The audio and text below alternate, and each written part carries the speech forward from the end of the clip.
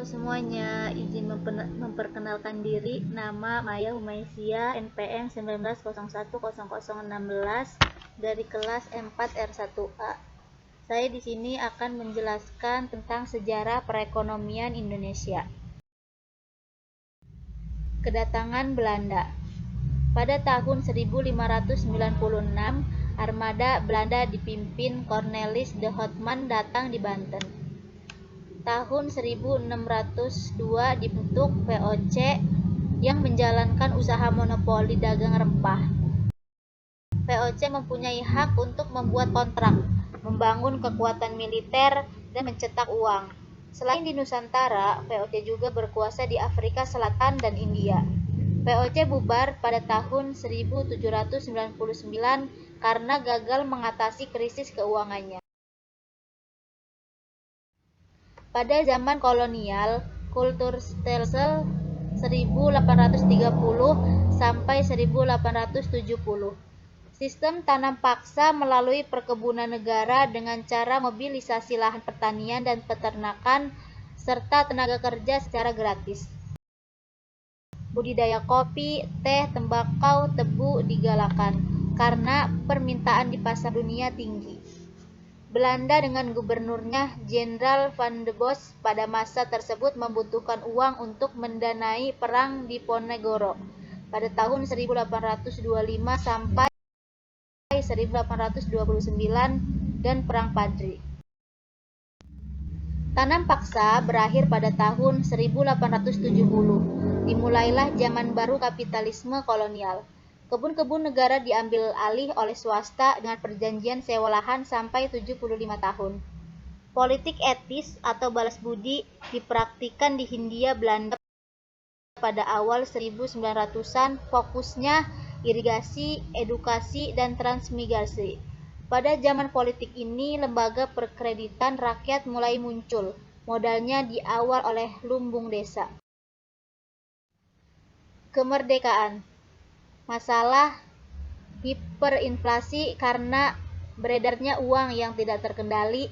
Terdapat 3 jenis mata uang, yaitu uang keluaran de Javas Bank, uang pendudukan Jepang, dan mata uang Hindia Belanda. Pada bulan Juli 1946, rakyat pun diminta menyetor uang ke bank tabungan pos yang akan dipinjam pemerintah dan sekaligus bukti dukungan kepada pemerintah yang baru merdeka, dan terkumpullah sebesar 500 juta. Pada tahun 1968 diterbitkan Undang-Undang Nomor 86 tentang nasionalisasi perusahaan milik Belanda di Indonesia. Tetapi nasionalisasi berdampak pada merosotnya pasar modal atau karena perginya para investor Belanda dan merosotnya kepercayaan kepada bursa Indonesia karena hiperinflasi. Dan untuk mengatasi jumlah uang beredar yang terlalu banyak, pemerintah menerbitkan Perpu Nomor 2 1959 yang memotong nilai mata uang menjadi 1/10. Selama periode 1950 sampai 1965, RI banyak mengeluarkan anggaran untuk proyek-proyek nasionalisme, dari mulai Monas, Patung Dirgantara, Stadion Utama Senayan, Jembatan Semanggi, Hotel Indonesia, Poros Jakarta-Moskow, Peking, merebut Irian Barat, dan sebagai berikut. Namun yang terjadi adalah inflasi sampai 3 digit. Pada Orde Lama 1945 sampai 1966, sejarah keberhasilan Orde Lama. 1. Penyelenggaraan KTT Asia Afrika 20 sampai 24 April 1955 di Bandung. 2. Asian Games di Jakarta pada tahun 1962. Pembangunan infrastruktur seperti TVRI, Jembatan Semanggi, Hotel Indonesia, Jalanan Utama, Tamrin, Sudirman, dan Gatot Subroto.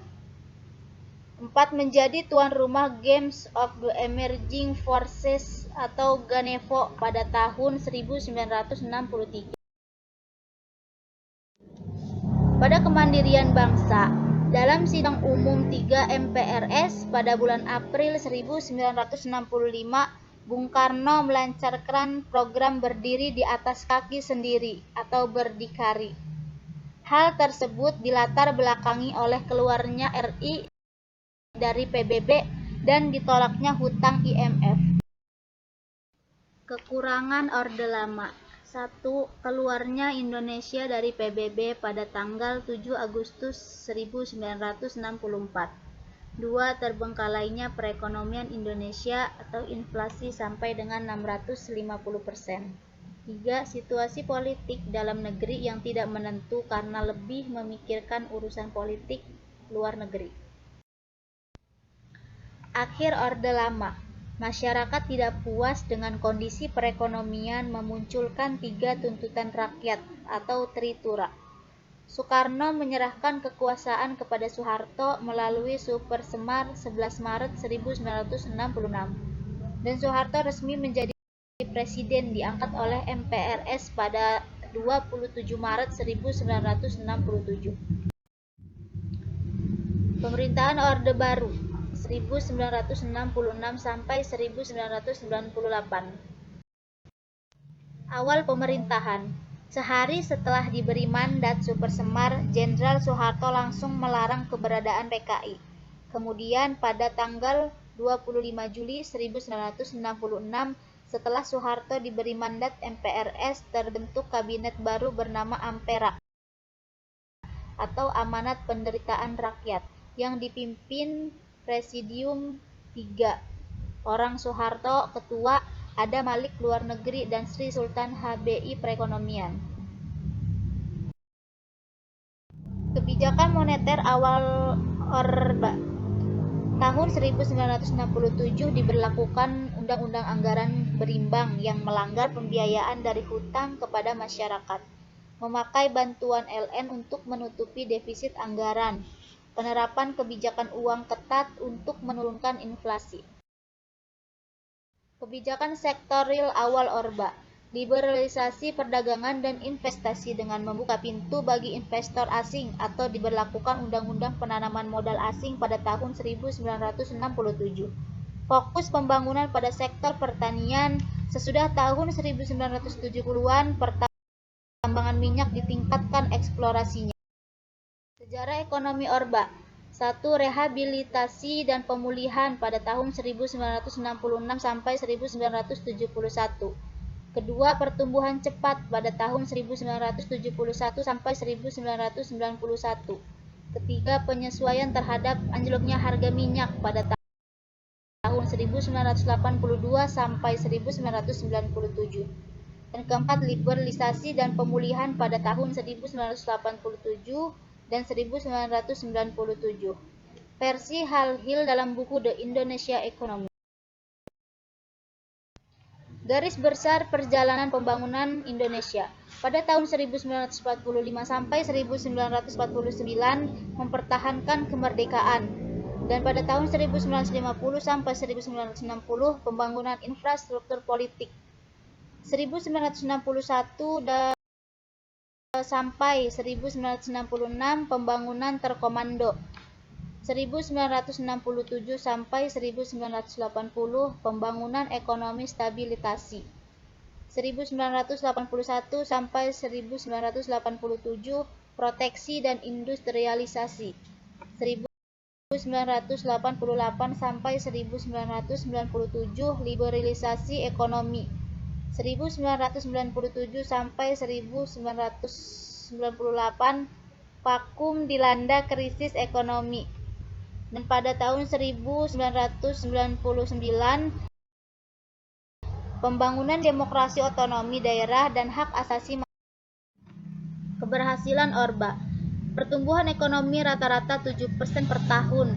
Pendapatan per kapita dari 260 tahun 1970 menjadi US$500 tahun 1980. Swasembada beras tahun 80-an yang mendapat penghargaan FAO tahun 1986. Penduduk miskin dari 4,2 juta jiwa 40,08% tahun 1976 menjadi 27,2 juta jiwa atau 15,08% pada tahun 1990. Masa reformasi. Pada waktu NKRI dilanda krisis ekonomi, lahir gerakan reformasi sebagai responsi dan koreksi terhadap Orde Baru. Agenda reformasi antara lain sebagai berikut. 1. Amandemen Undang-Undang Dasar 1945. 2. Penghapusan duifungsi ABRI. Ketiga, penegakan supremasi hukum, penghormatan hak asasi manusia atau HAM, dan pemberantasan korupsi, kolusi, dan nepotisme (KKN). Keempat, desentralisasi dan hubungan yang adil antara pusat daerah melalui penyelenggaraan ekonomi daerah. Kelima, mewujudkan kebebasan pers. Keenam, mewujudkan kehidupan demokrasi. Pembangunan. Upaya perwujudan tujuan bernegara yang terutang dalam pembukaan Undang-Undang Dasar 1945 dilaksanakan melalui pembangunan, yang sasaran utamanya adalah penanggulangan kemiskinan. Departemen Sosial merupakan salah satu leading sektor dalam penanggulangan kemiskinan, yang mempunyai tanggung jawab besar dan menangani fakir miskin dan penyandang masalah kesejahteraan sosial atau PMKS. Pemerintah memiliki keterbatasan organisasional, manajerial, dan finansial untuk mengatasi semua problematika pembangunan. Pemerintah layak untuk mengajak para stakeholders lainnya, yaitu swasta, perbankan, perusahaan, masyarakat, organisasi sosial, lembaga swadaya, masyarakat, dan perguruan tinggi untuk bersama-sama menanggulangi kemiskinan. Terima kasih.